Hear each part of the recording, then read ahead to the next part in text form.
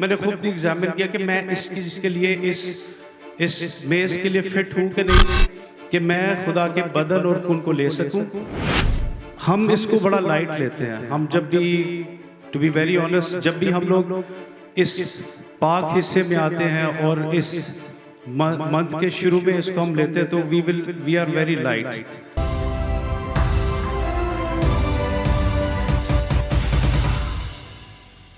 मैं शुक्र अदा करता हूँ कि मैंने होली स्पिरिट की यहाँ पे प्रेजेंस फील की है और ज़बरदस्त खुदा के सूरमा ने कलाम पेश किया। एक बार फिर खुदावंद के जलाल के लिए बहुत सारी तालियाँ। मैं चाहता हूँ कि हम लोग जल्दी से हम हमारी मरकज़ी आयत की तरफ चलें और मैं कलाम को फिर आपके साथ शेयर करूँगा। खुदा ने आज जब मैं कलाम प्रिपेयर करा था, खुदा ने कुछ रेवलेशंस मेरे ऊपर ज़ाहिर किए, तो मैं चाहता हूँ कि वो आप लोगों के साथ मैं शेयर करूँ। हम मत्ती की अंजील और उसका 26 बाब और उसकी 6 आयत से हम पढ़ेंगे।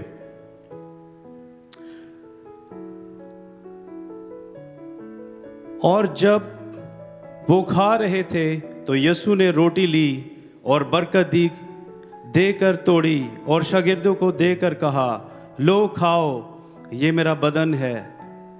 फिर प्याला लेकर शुक्र किया और उनको देकर कहा, तुम सब इसमें से पियो, क्योंकि ये मेरे वो अहद का खून है जो बथेरों के लिए गुनाहों की माफ़ी के वास्ते बहाया जाता है।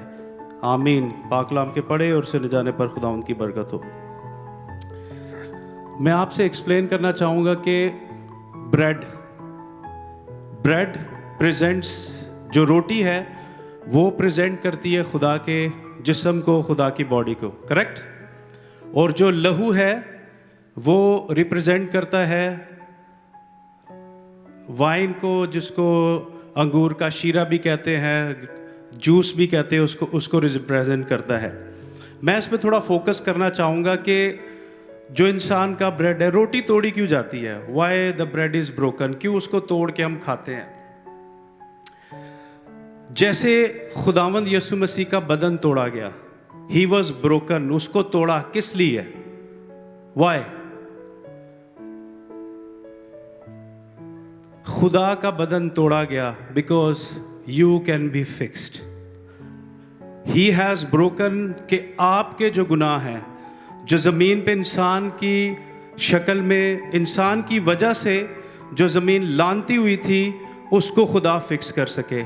When you take the blood of and the bread of the Lord, जब आप खुदा के बदन और खून में शरीक होते हैं, प्लस आपको हीलिंग मिलती है। There is a healing। आपकी जो जितनी भी चीज़ें हैं वो फिक्स होती हैं। फॉर एग्जाम्पल, एक जो गुनाह है उसकी जो दवाई है वो सिर्फ खुदावंद यीशु मसीह का लहू है। आमीन।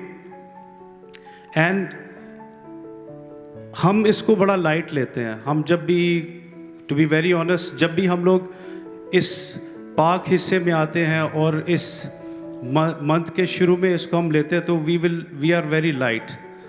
हम लोग इसको बड़ा आसानी से आते हैं। इबादत के कुछ हिस्से होते हैं, हम वर्शिप में आते हैं, खुदा का कलाम लेते हैं, फिर दुआया सेशन होता है, फिर उसके बाद सारी चीज़ों को अच्छी तरह से हम करते हैं। बट आज आपके साथ मैं एक चीज़ शेयर करना चाहता हूँ। मैं चाहूँगा कि हम लोग पहला करंथियंस और उसका चैप्टर 11 और वर्स 27 निकालें।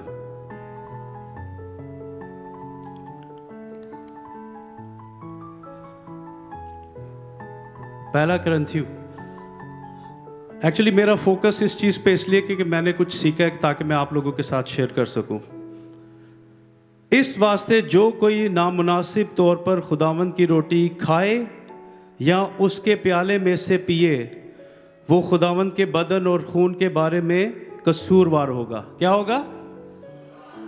आमीन।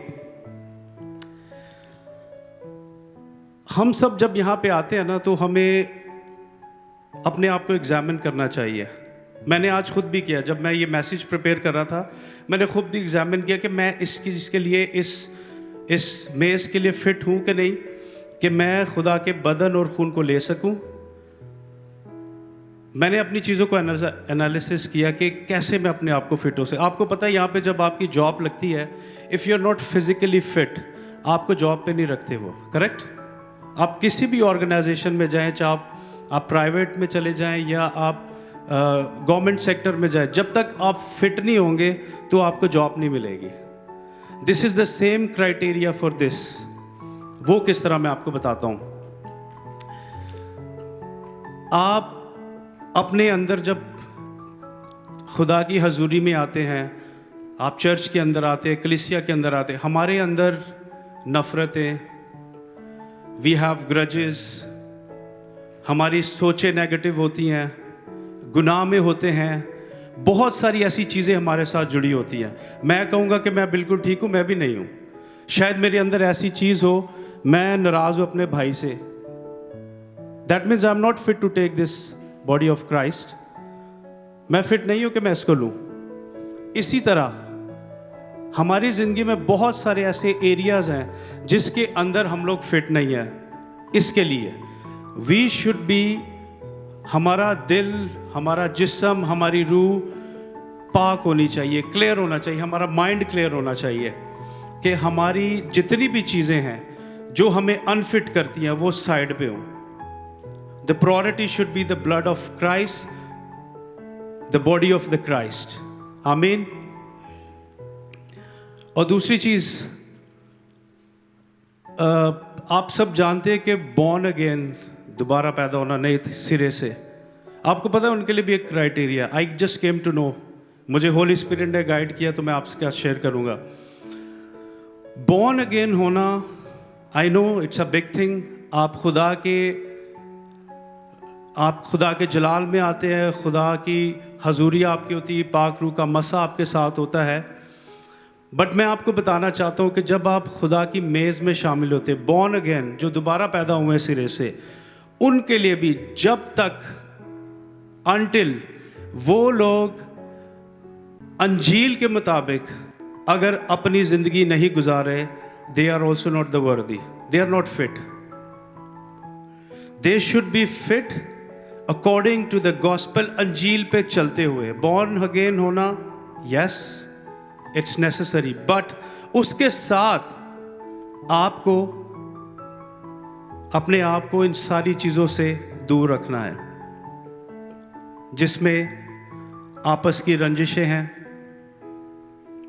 नाइतफाकी है, ऐबजोई है, ऐसी सारी चीज़ें जो इंसान के जिस्म के अंदर रहते हुए इस पाक मेज़ के लिए, इस बदन और खून के लिए उसको ना फिट करती है। हालेलुया।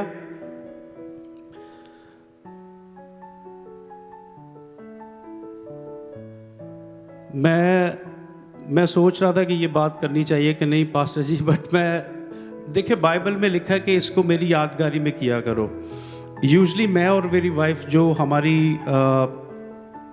फैमिली हमारी प्रेयर होती है, we use to read this Bibles. हम ये चारों अनाजील में इसका जिक्र किया गया है, लूक में भी है, मरकज़ में भी है, मत्ती में भी लिखा गया है।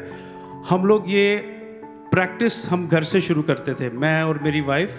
ये जो मेज़ है, प्रॉपर मेज़ नहीं, बट वो सारी जो आयतें हैं, जो बदन और खून का जो अहद खुदा ने हमारे साथ किया है, उसकी रिमेम्बरेंस में हम लोग हर रोज़ इसको पढ़ते हैं और इसको सीखते हैं कि खुदा ने जो हमारी निजात के लिए अपने इकलौते बेटे को हमारे लिए कुर्बान किया, उसने अपना खून बनाया ताकि वो जो गुनाह था जो हमारे अंदर था और वो जो रिश्ता था खुदा के साथ जो इंसान का टूट गया था, वो हमारे साथ दोबारा कायम हो। और वो हर दिन के लिए है, ऐसे नहीं कि महीने में एक दफ़ा हम आके इस मेज़ में शामिल हो जाए। मैं चाहता हूँ कि आप लोग इसको हर दिन अपनी ज़िंदगी में इसको रिमाइंड करें कि खुदा का बदन और खून आपके लिए कितना ज़रूरी है, और are you fit to take this blessing, खुदा के खून में शामिल होना और इसको लेना। आप बिल्कुल इसको तैयार हैं लेने के लिए, you are fit enough. Hallelujah. मैं चाहूँगा कि आप नेक्स्ट आयत जो मेरी है इसको मैं पढ़ के इसके लिए इख्तिताम की तरफ जाएंगे हम लोग।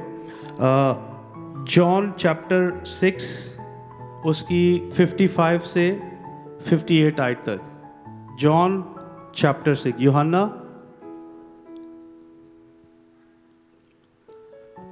क्योंकि मेरे गोश्त क़यामत फिल हकीकत खाने की चीज़ और मेरा खून फिल हकीकत पीने की चीज़ है। नेक्स्ट, जो मेरा गोश्त खाता और मेरा खून पीता है वो मुझ में कायम रहता है और मैं उसमें। जिस तरह जिंदा बाप ने मुझे भेजा और मैं बाप के सबब से जिंदा हूँ, इसी तरह वो भी जो मुझे खाएगा मेरे सबब से जिंदा रहेगा। हालेलुया। ये मैंने इसलिए आयत आप लोगों के लिए लगाई कि इसकी इंपॉर्टेंस कैसी, क्योंकि जो कोई इसको खाएगा वो जिंदा रहेगा। और आपको पता है कि जिंदा रहने के लिए we have to follow gospel, इंजील, the teaching of the Christ, और आपस में प्यार मोहब्बत। ये वो सारी चीज़ें जो हमें अपने अंदर रखनी है, ताकि जब भी हम खुदा की पाक मेज़ में शामिल हों तो हम उसे अच्छे तरीके से और उस तरीके से ले सकें जिस तरह खुदावंद हमें चाहते हैं। हालेलुया। Thank you.